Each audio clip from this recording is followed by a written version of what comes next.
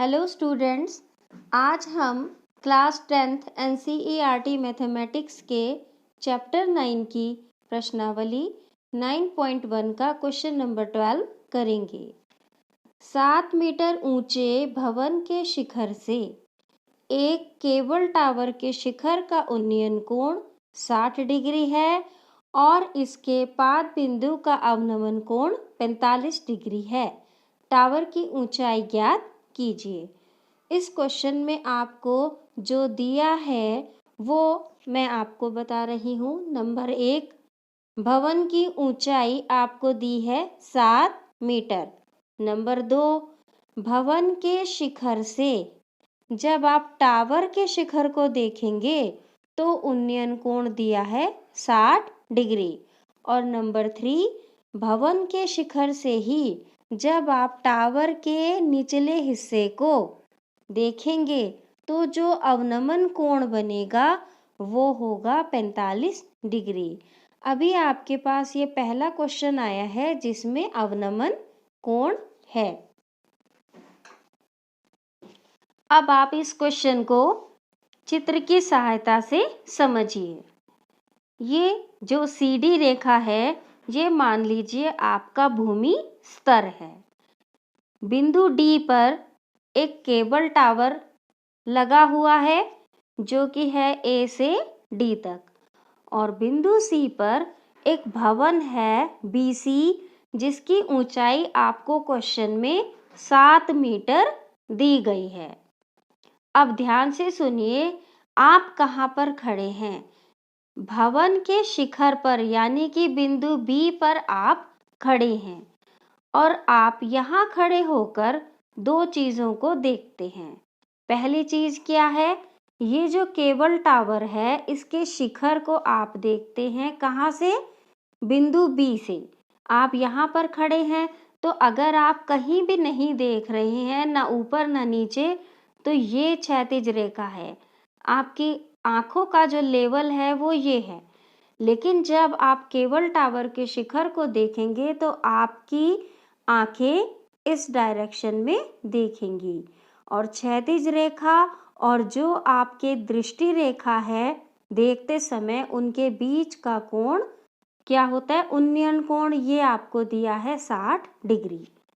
अब आप यही बिंदु बी पर खड़े हैं और आप केबल टावर के निचले हिस्से को देखते हैं जहां पर ये लगा हुआ है। अब आप ध्यान से देखिए कि जब आपको किसी चीज को देखने के लिए अपनी नजरें झुकानी पड़ेंगी तो वो कोण कौन सा कोण होता है? अवनमन कोण। वैसे तो क्षैतिज रेखा ये है, लेकिन जब आप यहाँ से केबल टावर के निचले हिस्से को देखेंगे तो आपकी दृष्टि रेखा क्या हो जाएगी? ये। और ये कोण आपको दिया है 45 डिग्री। अब आप इस चित्र पर आइए। ये दो समांतर रेखाएं हैं और ये एक जो हरी रेखा है, तिर्यक रेखा है, जो इन दोनों समांतर रेखाओं को काट रही है। आपने छोटी क्लास में पढ़ा होगा समांतर रेखाओं के बारे में कि जब दो या दो से ज़्यादा समांतर रेखाओं को एक तिर्यक रेखा काटती है तो एकांतर कोण बराबर होते हैं। इस चित्र में एकांतर कोण कौन से हैं? कोण 1 और कोण 2। एक तिर्यक रेखा के इस साइड तो दूसरा तिर्यक रेखा के इस साइड। और कौन से एकांतर कोण हैं? 3 और 4, यानी कि तिर्यक रेखा के एक तरफ का कोण तिर्यक रेखा के दूसरी तरफ के कोण के बराबर होता है, जिनमें से एक कोण ऊपर होता है तो दूसरा कोण नीचे होता है। तो यहाँ पर क्या हुआ? कोण 1 बराबर कोण 2 व कोण 3 बराबर कोण 4। अब आप इस चित्र में आइए। रेखा BE और CD ये भी समांतर रेखाएं हैं और BD ये तिर्यक रेखा इन दोनों समांतर रेखाओं को काट रही है। अगर आप इसे बढ़ा दें तो आपको बिल्कुल क्लियर दिखाई देगा। तो ये वाला कोण जो हमको 45 डिग्री दिया था वो इस कोण के बराबर होगा, क्योंकि ये कोण कैसे हैं? एकांतर कोण। अगर ये 45 है तो ये भी कितने का हो जाएगा? 45 डिग्री। अब आप सी डी ई बी या कह सकते हैं बी सी डी ई, इस आयत को देखिए। आप जानते हैं कि आयत के आमने सामने की भुजाएं बराबर होती हैं, तो जितनी BC होगी उतनी ही DE या ED होगी। और BC क्या है? भवन। भवन की ऊंचाई कितनी दी है? 7 मीटर। तो DE भी कितनी हो जाएगी? 7 मीटर। यानी कि BC और DE दोनों कितनी है? 7 मीटर। AD क्या है? केबल टावर की ऊंचाई, जिसको हमने H मीटर मान लिया है। अब हम ज्ञात करेंगे A से लेकर E तक कितना होगा। आप ये देखिए, A से लेकर D तक पूरा H है, और अगर इस पूरे में से आप इतना पोर्शन 7 मीटर निकाल दें, हटा दें इस तरीके से कुछ, तो कितना बचेगा? A से लेके E तक आपने किस में से निकाला?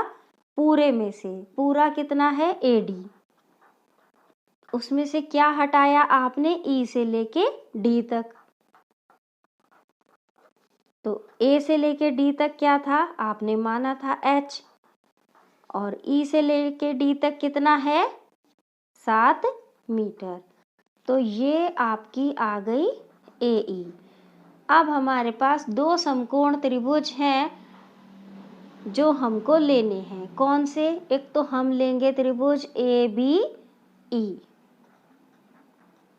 समकोण त्रिभुज ABE में tan ही लेंगे यहाँ पर, क्योंकि कर्ण का कोई भी काम यहाँ पर नहीं है। कोण कितना दिया है? 60 डिग्री।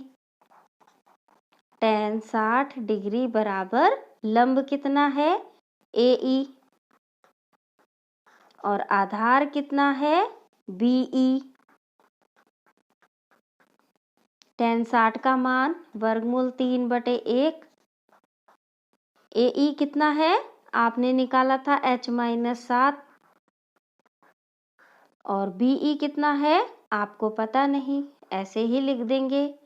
अब क्रॉस मल्टीप्लाई करेंगे, एक की गुणा किसी में भी करते हैं तो वही आता है H-7 एकम H-7, और वर्गमूल 3 गुणा BE। इसको हम नंबर 1 दे देंगे, और अभी हम इसको ऐसे ही रखेंगे। अब हम दूसरा त्रिभुज कौन सा लेंगे? ये वाला, जिसमें भूमि है। ये वाला त्रिभुज हम नहीं लेंगे। ये वाला त्रिभुज लेंगे जिसमें भूमि है और भवन है। तो इसका नाम क्या है? समकोण त्रिभुज कौन सा है? BCD। अब यहाँ पर कोण कितना है? 45 डिग्री। tan 45 डिग्री बराबर इसका लंब कितना है? BC, और आधार कितना है? CD। tan 45 का मान 1, और BC आपका कितना है? 7 मीटर, और CD आपको पता नहीं, जिसके बटे के नीचे कुछ नहीं है, 1। अब आप क्रॉस में गुणा करेंगे तो CD एकम CD, और 7 एकम 7 मीटर। ये जो CD बराबर 7 मीटर आई है, अब हम इसका प्रयोग आगे करेंगे। आपकी समीकरण नंबर 1 क्या थी? H-7 बराबर वर्गमूल 3 गुणा BE, और CD आपकी कितनी आई? 7 मीटर। अब आप देखिए, BCDE क्या था? एक आयत। ठीक है, कौन सा? ये वाला। इस आयत में आमने सामने की भुजाएं बराबर हैं। BC 7 है तो DE भी 7 है। CD आपने 7 निकाली तो आयत की जो दूसरी भुजा बिल्कुल इसके सामने है, यानी कि BE कितनी हो गई? 7 मीटर। और अब आप समीकरण 1 में BE की जगह क्या लिख देंगे? ये 7 मीटर। तो आप लिखेंगे समीकरण 1 में BE बराबर 7 मीटर रखने पर। समीकरण 1 क्या है? h माइनस 7 बराबर वर्गमूल 3 गुणा BE की जगह, इस BE की जगह आप क्या रख देंगे? 7 मीटर। और अब h बराबर, नंबर हम पहले लिखते हैं बिना वर्गमूल का और फिर वर्गमूल वाला, 7 वर्गमूल 3 और ये 7 उधर जाके हो गया प्लस का। h बराबर 7 कॉमन ले लीजिए, वर्गमूल 3 प्लस 1 मीटर। और h क्या मानी थी आपने? टावर की ऊंचाई, और यही आपको ज्ञात करनी थी। अतः टावर की ऊंचाई बराबर 7 वर्गमूल 3 प्लस 1 मीटर, और यही आपको ज्ञात करना था। अब ये प्रश्न समाप्त होता है। मैं उम्मीद करती हूँ कि आपको ये प्रश्न अच्छे से समझ में आ जाएगा। अगर आपको मेरी वीडियो पसंद आती है तो please like my video and subscribe my channel. Thank you.